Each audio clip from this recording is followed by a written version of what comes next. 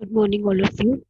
This is my seventh video on the topic of income and employment, and today we'll be talking about the excess demand. Now, what excess demand means is that this is the diagram for excess demand. AD is the aggregate demand, and AD1 is the aggregate demand. So, equilibrium is at this position. Now, when this ये गलत है थोड़ा सा, this should be AD and this should be AD1. When the demand increases, the gap which exists at this full employment level, this is what is called as the inflationary gap. This occurs under the condition of excess demand. AD1 is the desired aggregate demand for reaching equilibrium. AD is the gap between them is called the excess demand, and the gap which occurs at the full employment level is called inflationary gap. Now the question is, what are the causes of inflationary gap? Inflationary gap होता किसमें है? Inflationary gap होता है आपके aggregate demand में, और AD की equation क्या है? सी प्लस आई प्लस जी प्लस एक्स माइनस सेवन. तो अगर इन्फ्लेशनरी गैप हो रहा है, इसका मतलब क्या है कि सी इंक्रीज है, there is an increase in the consumption expenditure, I is more, government expenditure is more, and there is a decrease in taxes, that is net exports is less. Now after that we talk about effect of inflationary gap. जब excess demand होगी तो आप समझने की कोशिश करो बेटा, demand अगर ज्यादा है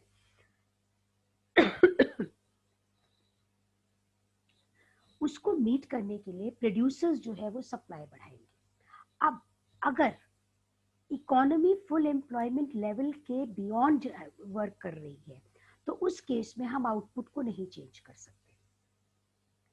आउटपुट को हम चेंज नहीं कर सकते क्योंकि वो फुल एम्प्लॉयमेंट लेवल के बियॉन्ड है, तो उस केस में आपकी प्राइसेस बढ़ेंगी. लेकिन एक और चीज होती है, उसमें ये होता है कि अगर आपकी इकोनॉमी फुल एम्प्लॉयमेंट लेवल पे नहीं है, उस केस में क्या होगा? जब आपके पास एक्सेस डिमांड होगी तो उस एक्सेस डिमांड को मीट करने के लिए जो वॉलेंट्री अनएम्प्लॉयमेंट था वो लोग काम करना अगर शुरू कर देंगे तो हमारा आउटपुट बढ़ सकता है, इनकम बढ़ सकती है, राइट.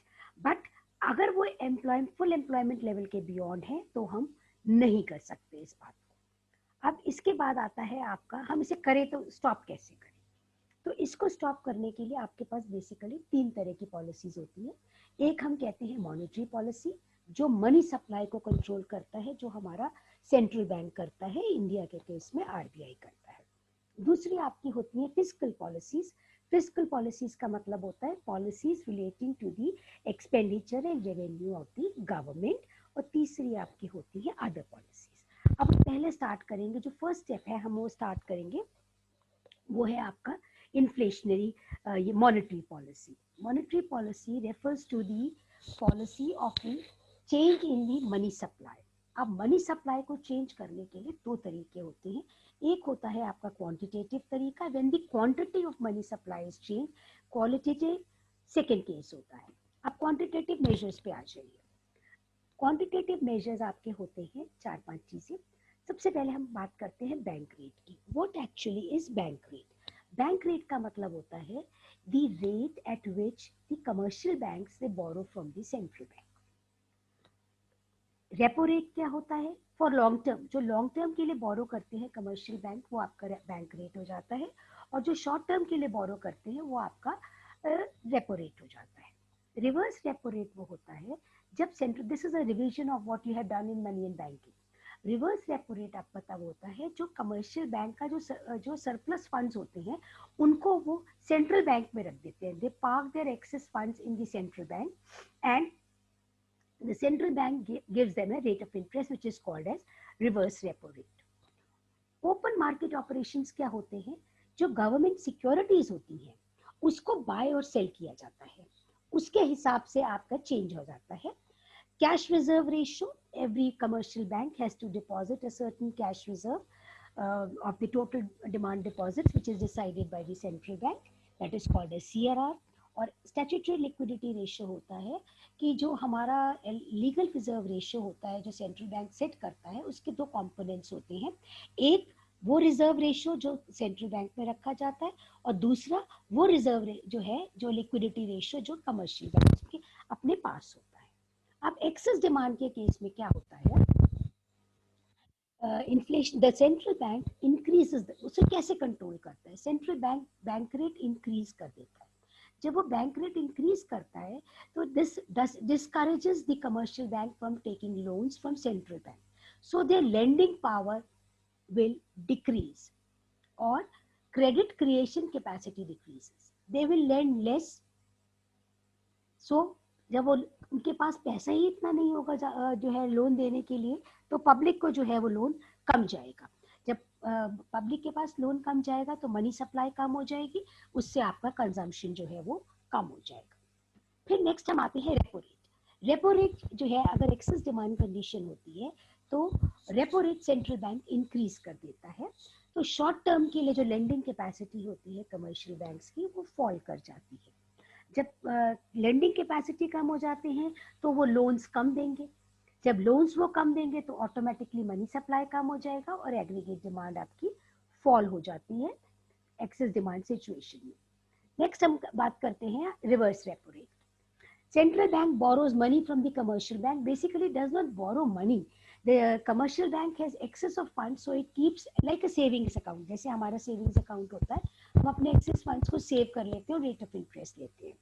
तो इस केस में इन्फ्लेशन रेट जब आपका एक्सेस डिमांड कंडीशन है, क्यों है, क्योंकि लोगों के पास पैसा ज्यादा है, तो सेंट्रल बैंक क्या करता है, अपना रिवर्स रेपो रेट इंक्रीज कर देता है, तो कमर्शियल बैंक्स जो है वो मनी लेंड करना जो है वो कम कर देता है, जिससे मनी सप्लाई में चेंज आ जाता है। नेक्स्ट हमारा आता है open market operations. Open market operations में है the central bank sells securities. अब जब सेंट्रल बैंक गवर्नमेंट सिक्योरिटीज जो है बेचता है तो क्या होता है, सिक्योरिटी अंदर लोगों के पास चली जाती है और फंड्स, मनी जो है वो सेंट्रल बैंक के पास आ जाता है, तो मनी सप्लाई डिक्रीज कर जाती है। बेसिक एम हमारा यही है, मनी सप्लाई डिक्रीज करना। फिर उसके बाद हमारा आ जाता है लीगल रिजर्व रेशियो। तो लीगल रिजर्व रेशियो के जैसे मैंने आपको बताया जो है दो कंपोनेंट्स होते हैं। एक्सेस डिमांड में लीगल रिजर्व रेशियो इंक्रीज कर देते हैं तो हमारा सीआरआर भी बढ़ जाता है और एसएलआर भी बढ़ जाता है। क्वालिटेटिव मेजर्स में जो है पहला एग्जांपल हम ले करके चलते हैं मार्जिन रिक्वायरमेंट। वैसे मार्जिन रिक्वायरमेंट में जो है कोलेट्रल, जब हम कोई भी लोन लेते हैं तो एक कुछ कोलेट्रल सिक्योरिटी होती है। A person gives a collateral security worth ₹100 to a commercial bank and the bank may give him a loan of ₹80. This means the margin requirement is 20. यानी जो हमारी सिक्योरिटी होती है उसके कुछ परसेंटेज के अमाउंट के लोन दिया जाता है। इन्फ्लेशन जब है, एक्सेस डिमांड है, तो मार्जिन रिक्वायरमेंट जो है वो इंक्रीज कर दिया जाएगा। नेक्स्ट आपका होता है rationing of credit.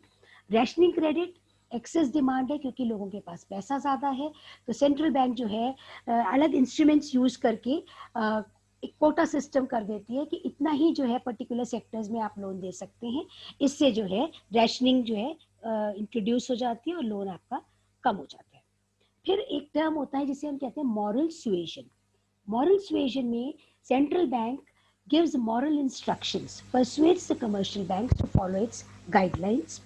Warning and direct action भी होते हैं कई बारी, जो गवर्नमेंट जो है वो इन्फॉर्म कर देती है कि आपको जो है इसके बियॉन्ड आप नहीं जा सकते।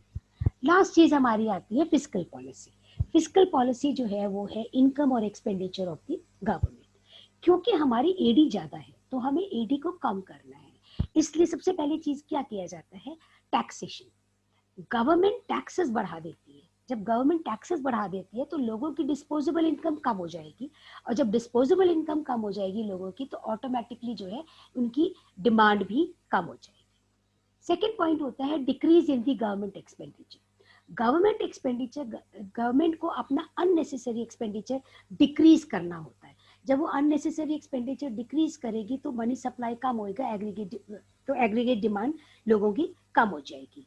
पब्लिक बोरोइंग गवर्नमेंट इंक्रीज कर देती है, जैसे government borrows from the public, this reduces, जब पैसा गवर्नमेंट के पास आ जाता है this reduces the money supply.